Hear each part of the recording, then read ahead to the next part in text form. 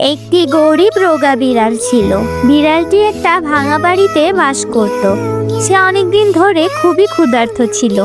একদিন বিড়ালটি একটা লোকের বোঝা বহন করে। লোকটি বিড়ালটিকে কিছু টাকা দেয়। বিড়ালটি টাকা দিয়ে দোকান থেকে খাবার কেনে। একটা গাছের নিচে বসে খাবার খেতে থাকে।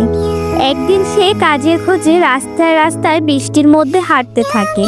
কোনো কাজ না পেয়ে বিড়ালটি হতাশ হয়ে বসে থাকে।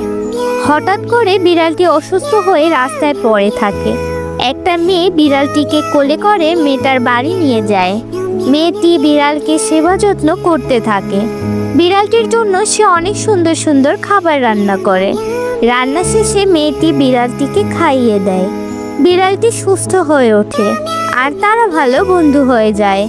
বিড়ালটি মেয়েটার সাথে গল্প করতে থাকে আর ঘোরাঘুরি করতে থাকে। আশা করি আপনাদের ভিডিওটি ভালো লেগেছে। ভিডিওটা ভালো লাগলে অবশ্যই লাইক করবেন, কমেন্ট করে জানাবেন আর চ্যানেলে নতুন হলে এখনই সাবস্ক্রাইব করবেন।